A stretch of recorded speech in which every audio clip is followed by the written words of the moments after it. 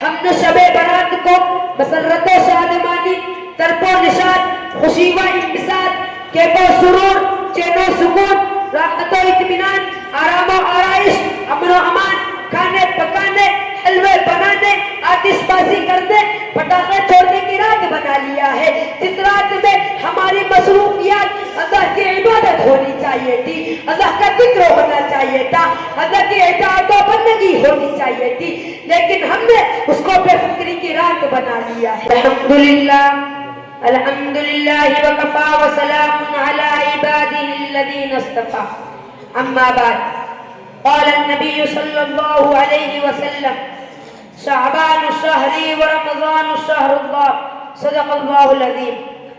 کبھی معراج کبھی شب برات تو کبھی شب قدر دیتا ہے، کبھی معراج کبھی شب برات تو کبھی شب قدر دیتا ہے، کتنا مہربان ہے رب، بخشش کے ہزاروں وسیلے دیتا ہے۔ بزرگوں اور دوستوں، ابھی میں نے ایک مختصر حدیث پڑھی ہے، مجھ کو شعبان المعظم کے بارے میں اس مختصر ترین مگر جامع ترین حدیث کے روشنی میں آپ حضرات سے گفتگو کرنی ہے۔ کوئی مہینہ بذات خود اچھا یا برا نہیں ہوتا، بلکہ اس کی اچھائی اور برائی کا اصل تعلق نسبت سے ہے۔ اگر ہم شعبان کی فضیلت و برکت کے بارے میں غور کریں تو صرف یہی کافی ہے کہ اللہ کے پیارے رسول صلی اللہ علیہ وسلم نے اس کو اپنا مہینہ فرمایا ہے۔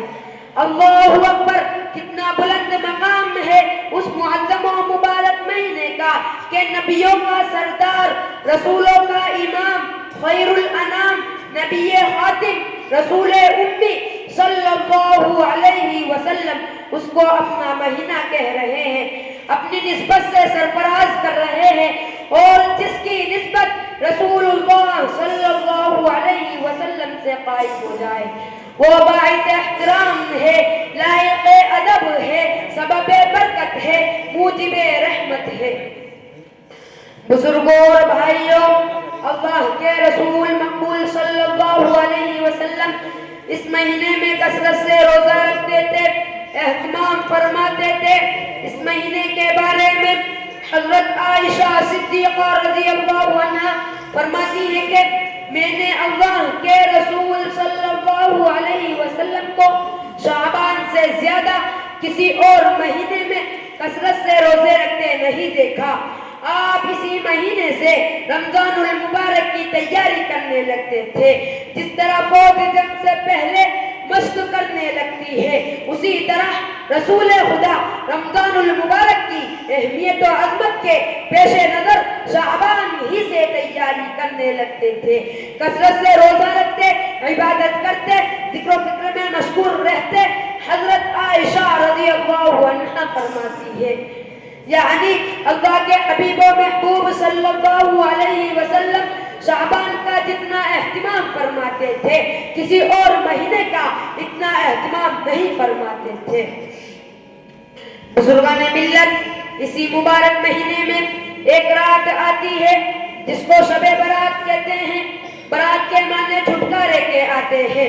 شب برات کا مطلب ہے نجات کی رات، اس لیے کہ اس رات میں اللہ تعالیٰ اپنے گنہگار بندوں کو نجات فرماتے ہیں، جہنم کے عذاب سے چھٹکارا دیتے ہیں، بخشش و مغفرت فرماتے ہیں، اور یہ 15ویں شعبان کی رات ہے، یعنی 14ویں اور 15ویں شعبان کی درمیانی رات کو شب برات کہتے ہیں۔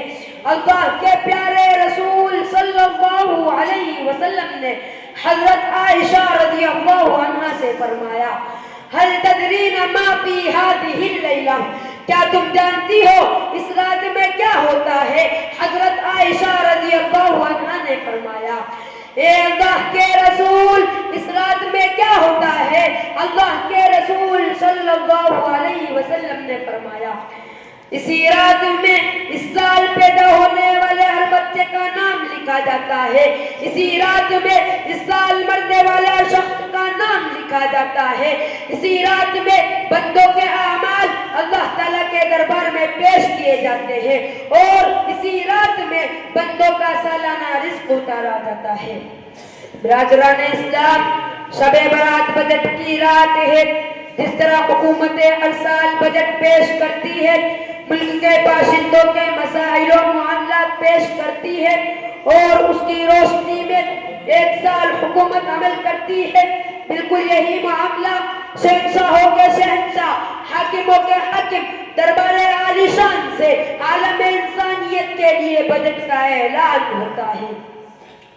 بتائیے، اتنی اہم رات ہے، مغفرت و رحمت کی، عطا و بخشش کی سہولتوں کا اعلان ہوتا ہے، اتنا عام ہوتا ہے کہ اس رات جو چاہے اپنی مغفرت کرا لے، بخشش کرا لے، بس متکبر، چغل خور، کینہ پرور، ظالم، شرابی، والدین کی نافرمانی کرنے والا، جادوگر، قاتل وغیرہ کے ساتھ کوئی رعایت نہیں ہوتی، ان کی بخشش نہیں ہوتی۔ اور اس رات اللہ تعالیٰ آسمان دنیا پر نزول فرماتے ہیں اور قبیلہ بنو کلب کی بکری کے بالوں کے برابر گنہگاروں کی بخشش فرماتے ہیں۔ بزرگان ملت، اسی مبارک رات میں اللہ کے حبیب و محبوب صلی اللہ علیہ وسلم مدینہ کے قبرستان بقیع غرقد تشریف لے گئے تھے، جیسا کہ حضرت عائشہ صدیقہ رضی اللہ عنہا کی ایک طویل و مشہور حدیث سے ثابت ہے۔ اس لیے شب برات میں جس طرح ممکن ہو تلاوت و عبادت، اذکار و نوافل کا اہتمام کرنا چاہیے۔ نصف شب برات میں قبرستان جا کر مردوں کے لیے ایصال ثواب کرنا بھی مستحب ہے۔ قبرستان جا کر آخرت کی یاد تازہ کرے، اپنی فانی زندگی پر غور کرے، موت کو یاد کرے، اپنے مردہ بھائیوں کے درمیان پہنچ کر اللہ کی یاد، آخرت کی یاد، موت کی یاد آئے گی، دل میں اللہ تعالیٰ کا خوف پیدا ہوگا، اللہ تعالیٰ کا ڈر پیدا ہوگا، اللہ کی خشیت پیدا ہوگی، اللہ کی وحدت پیدا ہوگی، دنیا کی لذتوں، رعنائیوں، زیبائیوں سے بچنے کی فکر پیدا ہوگی۔ بزرگوں اور دوستوں، مگر ہمارا طرز عمل اس مبارک رات میں سنت رسول اللہ صلی اللہ علیہ وسلم کے بالکل خلاف ہوتا ہے۔ ہم نے شب برات کو مسرت و شادمانی، طرب و نشاط، خوشی و انبساط، کیف و سرور، چین و سکون، راحت و اطمینان، آرام و آرائش، امن و امان، کھانے پکانے، حلوے بنانے، آتش بازی کرنے، پٹاخے چھوڑنے کی رات بنا لیا ہے۔ جس رات میں ہماری مصروفیات اللہ کی عبادت ہونی چاہیے تھی، اللہ کا ذکر ہونا چاہیے تھا، اللہ کی اطاعت و بندگی ہونی چاہیے تھی، لیکن ہم نے اس کو بے فکری کی رات بنا لیا ہے۔ اللہ کی مغفرت کو بلاتی ہے، اللہ کی راحت کو بلاتی ہے، اللہ کی بخشش ہم کو بلاتی ہے، لیکن ہم شیطان کو خوش کرنے میں لگے ہوئے ہیں، پٹاخے بازی کر رہے ہیں، چراغا کر رہے ہیں، حلوہ بنا رہے ہیں، جن کی کوئی اصل اور کوئی ثبوت قرآن و حدیث سے نہیں ہے، شریعت اسلامیہ سے اس کا کوئی تعلق نہیں ہے۔ بھائیوں، اس دن حلوہ بنانے والے یہ دلیل دیتے ہیں کہ حضرت اویس قرنی اس دن رسول اللہ صلی اللہ علیہ وسلم کی محبت میں اتنا غرق تھے کہ جب ان کو معلوم ہوا کہ آقا مدنی صلی اللہ علیہ وسلم کے دندان مبارک غزوہ احد میں شہید ہو گئے ہیں تو انہوں نے اپنے دانت توڑ دیے تھے۔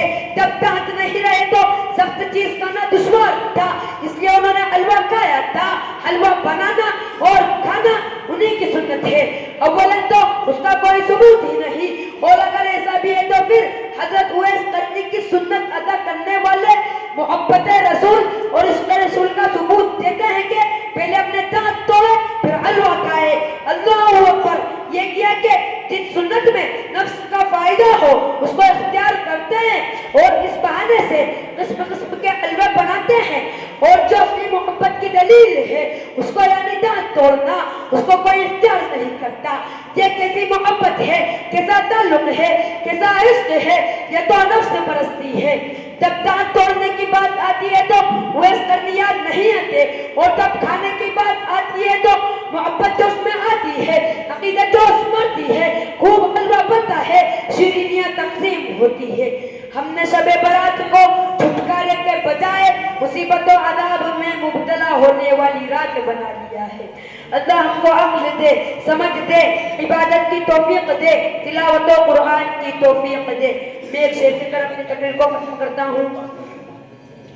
رحمت کبریا آج کی رات ہے، رحمت کبریا آج کی رات ہے، اب کا در کھلا آج کی رات ہے۔ بخش والے کتائے تو چھوٹی بڑی، بخش والے کتائے تو چھوٹی بڑی، بخش دیتا خدا آج کی رات ہے۔ رب سے بندوں کا ہوتا ہے بشکل سجود، رب سے بندوں کا ہوتا ہے بشکل سجود، ایک الگ رابطہ آج کی رات ہے۔ مائیں شعبان کی برکتیں لوٹ لو، مانگنے کا مزہ آج کی رات ہے۔ اے فیروز سعیدی زمیتا فلک، اے فیروز سعیدی زمیتا فلک، نور سے پرزیا آج کی رات ہے۔ وما علینا الا